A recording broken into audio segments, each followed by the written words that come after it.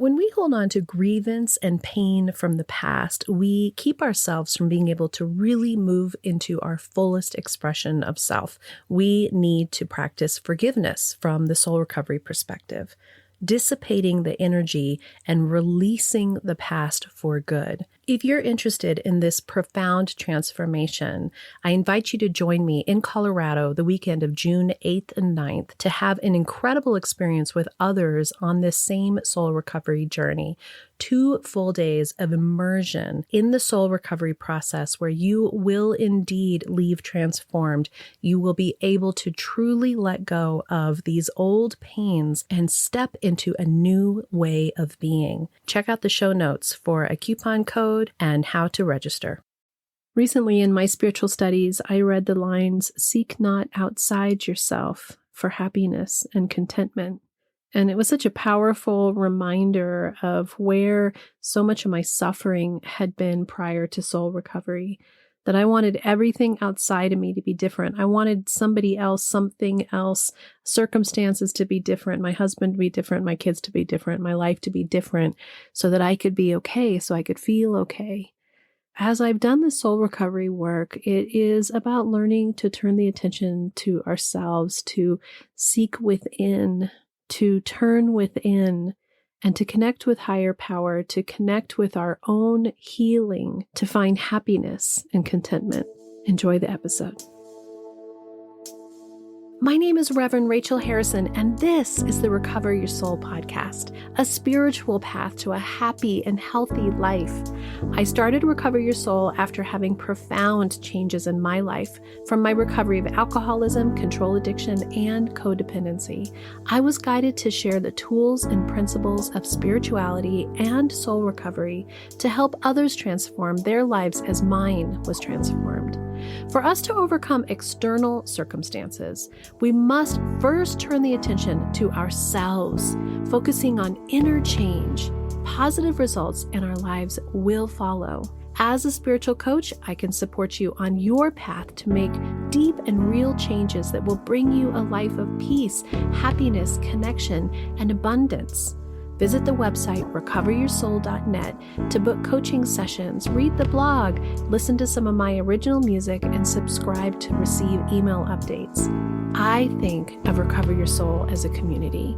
Follow us on social media, join the private Facebook group, and even our monthly soul recovery support group on Zoom to support each other and connect. For an extra episode each week and to support the podcast, become a Patreon member or subscribe on Apple Podcasts. Together, we can do the work that will recover your soul. Welcome to Recover Your Soul. I am Reverend Rachel Harrison, and I'm just so honored to have you here listening today, part of this amazing community. Welcome to Soul Recovery if you're new, and if you're coming back. My heart is full, to be honest, of thinking about how this community is growing, and those of you that continue to come back and do this work on yourself and finding that inner peace, turning the attention within and allowing yourself to have healing and find peace and happiness in your life. I am blessed to be on this journey with you. As you know, I am not perfect. I haven't figured everything out. I am still on the soul recovery journey myself. But I've had such profound transformation in my life in the past 5 years. And that's how this all started anyway, was that something shifted in me. Some level of perception changed in me when I decided that I was sick and tired of being sick and tired. Part of that in my story was I was recovering from alcoholism. They don't call it alcoholism anymore, alcohol use disorder. I was drinking in a fashion that was killing me. But more than drinking in a fashion that was killing me, I was trying to escape from the deep heartache that was within me, the deep sadness and depression, the gripping anxiety and fear that was part of my everyday life. And it's so interesting to think of how far I have come, and that is only from my own choosing and my own doing. It isn't because I was given some gift or somebody made me or forced me to do something. This was because I finally decided I was willing to change me. And so much of that comes from this part of us that we're seeking outside circumstances, outside people, outside issues, outside stuff to find happiness. There's a reading that I recently read that was titled, "Seek Not Outside Yourself for Happiness and Contentment." And that just hit me so profoundly because that was the source of my suffering. That was the source of my suffering. And the truth is, this is a spiritual podcast. So there's teachings, spiritual teachings, Christian teachings, Buddhist teachings, whatever, metaphysical teachings. And the teachings all point to this concept of suffering, sadness, fear, disappointment, all comes from the place of wanting something else to be different. That we're looking out to the outside world to fill us up, to approve of us, to love us. And you've heard me say before that there are two fundamental beliefs that we generally have and our emptiness within us as human beings. One being that we are not worthy, and the other one being that we are not lovable. And what foundational untruths those are.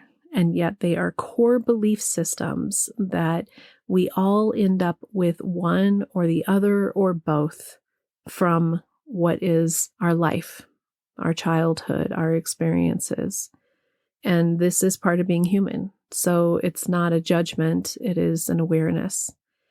And so this seek not outside yourself is such a profound statement to realize that part of that pain that comes from feeling that I am not worthy because others have demonstrated to me, others have said to me, life has showed up for me in a way that makes me feel like I am not worthy.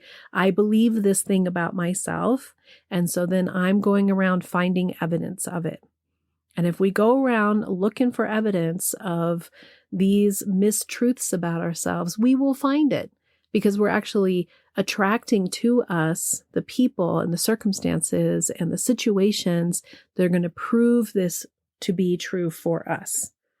And the interesting thing is our thoughts are so powerful.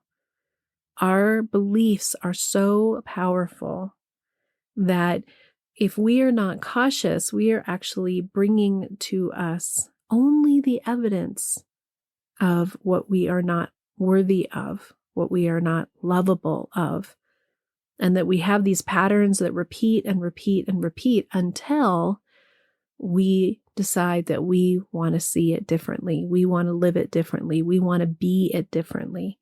We want to see our own shortcomings and our own belief structures that come to us, that keep us from being able to live a life that is in integrity, is in honesty, that is in awareness, that lets go of the need for others to be different, for other things to look different, for it to feel different, for us to be okay.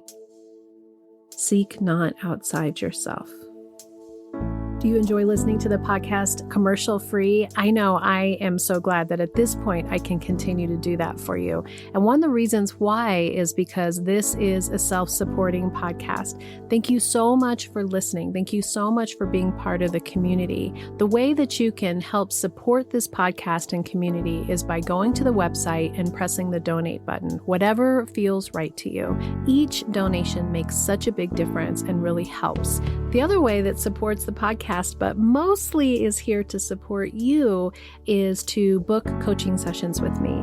I can help you with spiritual coaching, with life coaching, whatever it is on your soul recovery journey that is going to help lead you to your best and truest and most fulfilling you. I want to help you release all that no longer serves you, to let go of the past, to open up to new ways of being, releasing all those old patterns and discovering the truth of who you are. Go to the website and book a session. There is a discount code for your first session in the show notes, and I really love working with you on your soul recovery journey, because together we can do the work that will recover your soul. Now back to the episode. You know, those 5 years ago when I came into this soul recovery journey and I was back together with Rich. If you've listened to the podcast, you know that my husband and I separated we lived apart for a year. I decided I wanted to be divorced for about 2 or 3 months of that. And another 2 or 3 months prior to that was therapy of trying to figure out whether our marriage could work. I still know that was an important part of our process, that we needed that time of separation to really look at who are we and what do we want out of this. But I wasn't healthy enough in my spiritual practice yet to still not be seeking outside of myself for happiness. That part of that entire process of us getting to the place where I left, standing out in a field with having the same argument that we had been having for years, and the same despair in my heart that we've been having, and feeling like there was just no other options for me. And I finally got to a place that day where we were standing out behind our house as a path in the open space, and we're standing next to this field. And we've started yelling again, and we've started this attack on each other that was this common theme. And it was always around the kids. It was always around what we each thought the other one should be doing, or where we were falling short, or what was going on. Or really what we were doing is we were defending ourselves. Really what we were doing is we were defending the fact that we thought we were right. And even though I'd heard the term before, do you want to be right or do you want to be happy? I was stuck on being right. And the interesting thing is there's no real truth to say that either one of us were right or wrong. We just saw it so differently. We felt it so differently. We were in it so differently. We were in pain. We were in pain. And it's making me cry. Because we were both in pain, because our son was in so much pain. And he was struggling so hard. And I know so many of you are here because you're watching somebody in your life really struggle and be taken down by the demon that is addiction. And when I can look at it now, I can see these two parents, these two humans that fought constantly over how we wanted to control the situation and how we wanted to fix the situation. And we were both addicts ourselves. We weren't in a healed state for ourselves. We were expending so much energy being in control. And so we stood out there on this path. It was a Sunday. It was after we had actually gone to church together. I remember I felt like there was some healing or some connection in the service, and I reached over to put my hand on his lap so that he would hold my hand, and he wouldn't hold my hand. And just how hurtful that was to me. And so then when we went out into this walk to talk, which was just another opportunity to attack each other and to demand our sides and be hurt, want to be heard, and have this place in our relationship that had gotten so far, I was seeking outside of myself for something that this human that I loved so much couldn't give me at that time. I was seeking outside of myself that my son could be okay, for me to be okay. I was seeking outside of myself that I needed the world to feel a certain way for me to feel a certain way. And it was really painful. And it was really, really tough. And so on that day, as we were out there in the field and we're fighting, I said, I can't do this anymore. I need a break. And he said, what do you mean? What kind of a break? What do you mean a break? And I said, we need a separation. And it was one of those moments that I can see was about surrender and was about letting go of control. Like I said, that experience of us wondering, is our marriage going to make it? What are we doing? Going to counseling started that work of turning the attention to myself. I wasn't quite ready to be happy instead of right. I was still so wounded. I was so sure that it was his fault. It was his doing that made me unhappy, that I was seeking outside of myself for somebody else to be a certain way, for me to be able to be okay. And what ended up happening was I ended up moving to my mom's house with my son, Alex, the one that we were so worried about. And he ended up staying at our house with our other son. And it was a complicated, hard year. The truth is that even though that needed to happen, and I can see that all of this has just been part of our spiritual journey, of our human experience, of our life together, there is no such thing as perfect. And there is no such thing as perfect relationships, perfect families. Man, do we want to look like that from the outside. We want people to walk up to our nice home and they see how great everything is and how beautiful everything is. And, oh, you guys are like the greatest family and aren't you wonderful? Don't we all want that? But the truth is we're all just human beings. We're all just human beings working on our stuff. And there was so much dysfunction at that time that it had to change. There had to be something that broke it up. And it didn't get that much better from there. That when we separated, at the time of our separation, we had been sober. And we had had 3.5 years of not drinking. I had been doing recovery, but mostly kind of as a side project instead of a deep dive, because I was still seeking outside of myself for happiness. I was seeking outside of myself, not taking my spiritual journey and my inner work and my connection to higher power as my first priority. I wanted that, but I wanted everything else to change first. I wanted it all to be different. So in that year, it got much worse for my son.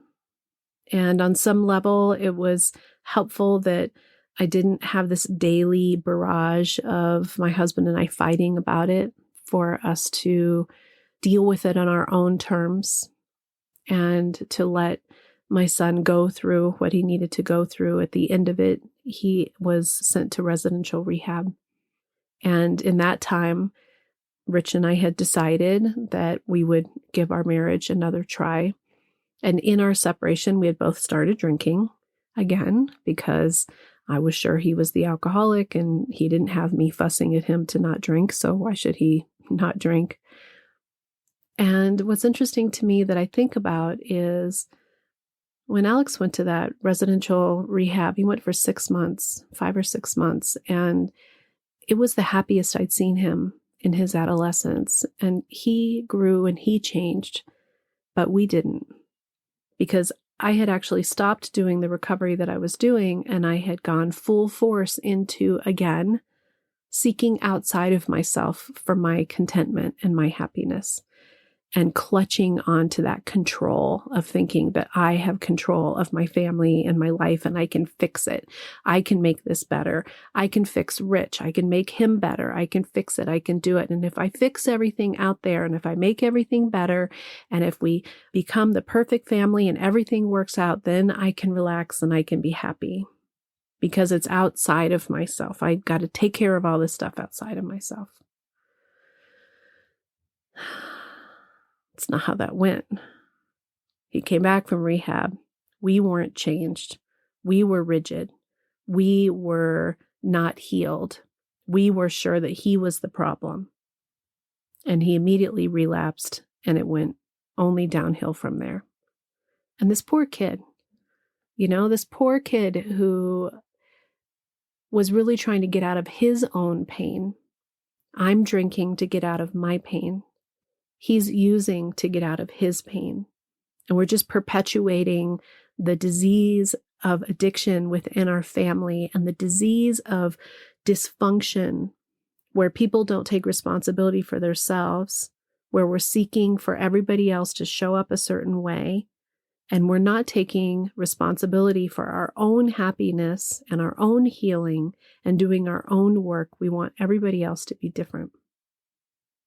And so this has been our journey. This is the truth of what happened in our family and in our lives. So I can get really caught up in judging myself and being self-critical and having resentments about my family members and mostly anger at myself for allowing it to be that heavy and that dark. And interestingly enough, because I've been doing this work, I don't think about those things very much anymore. So I think that's why emotionally it hits me so hard, because I want to share it with you. Because you're not alone. And when we're in that depth of darkness, it can feel like there's no way out. It can feel like there's nothing positive on the other side. And the beauty is that we are always being held and guided by higher power. That even if it doesn't feel like it in those moments, we have to allow ourselves to see that our way is available to us. The way is being made easy for us if we will open our eyes and step outside of this dark dream. And it's really like a dream. It really feels like when I was wanting everything on the outside to be a certain way, and when I was in control, and when I was demanding, and when I was wanting and grasping and suffering, it was like a nightmare. It was like a dream that you couldn't wake up from. And it was hard for me to really understand as I do this work that now that I've had this change of perception, now that I've had an awakening from this dream and stepped into a new way of being, a new way of living, a new way of living my life, a spiritual path to a happy and healthy life, that those old times, that darkness is in the past, and that I can let it go. That I really don't hold on to that. I don't have negative energy feelings. I don't have resentments. That I can look at this experience of my husband and I out in that field, and I can have such deep compassion for two human beings that were suffering. And I can have deep compassion for my sons that were suffering. And that we can let go of guilt and shame around it and just see us as humans. And gratitude that somewhere along the line there was some level of grace, some level of awareness that reminded me, seek not outside of yourself. And I began to look within. And I stopped blaming. And I stopped obsessing. And I started the deep practice of soul recovery, of recovery from my addiction of alcohol. And I went to meetings and I started reading books. I went to Al-Anon meetings and AA meetings. And I just absorbed as much healing as I could get. And I started to look within. And I started to let go of all of my anger and grievance that I had for everybody else in my life. And I started to see that I was responsible for my own choice of happiness. And I was actually responsible about whether I chose to allow the hurt or not. That I could choose to see it in a different way. That I could choose to see that generally we're just proving that we are right. When the truth is, we are worthy. We are lovable. That when we can let go of these inner beliefs in ourselves that are these foundational non-truths, we can quit trying to prove that this is how we're going to be right. I don't know why my son had to go through everything he went through. And the truth is, if we had been healthier and better, maybe it wouldn't have been so hard for him. Maybe it would have. I don't know. But today as a family, there is so much healing. There is so much ability for us to be present for each other, to not fight, to allow feelings to come up and to not stand in attack with each other, to be curious, to be open, to be willing, to not seek outside of ourselves for happiness, but to look within. And part of that for me is I still want to say us. Can you hear me still saying us? This is really about me. This is really about my journey. And part of that seeking not outside of myself is realizing that I have to let go of their experience, their journey, their pain, their choices. Because the healthier I get in myself, the more that I'm connected to higher power, the more that I feel that truth, that the love that we are all here to be is my number one priority, to be connected to higher power and to be responsible for my own emotional well-being, that I will affect others in positive ways, but I'm not responsible for them. Seek not outside yourself. It's just small steps.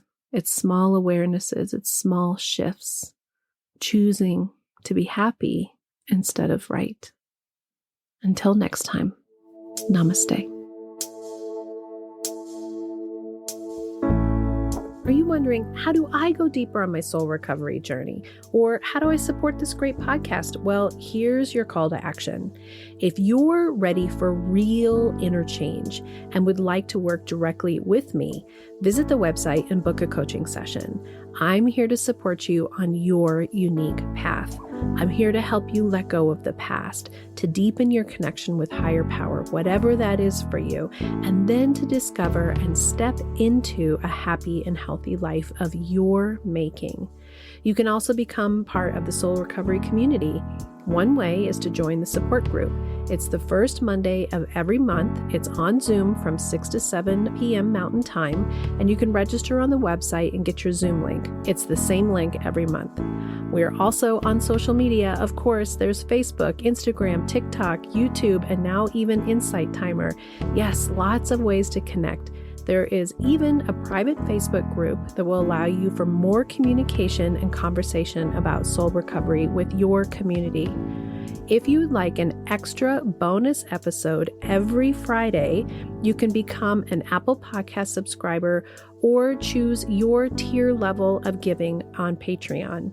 I'd also love all the listeners to subscribe on the website so that I can keep you informed on what's going on with the podcast, the community, with me, and anything that's up and coming and new and great about soul recovery. Also, if you just take a little bit of time and give me 5 stars, a quick review, share the podcast with friends and family, make sure you're subscribing however you listen to the podcast, we're helping even more people to have soul recovery in their lives. If this podcast is providing you spiritual nourishment and inspiration, thank you for going to the website, pushing the donate button, and giving whatever feels right to you. It means so much to me because I have this mission of sharing soul recovery with the world, and your donations, your bookings, your subscriptions, everything that you do to be part of this community is making all that happen. Together, we can do the work that will recover your soul.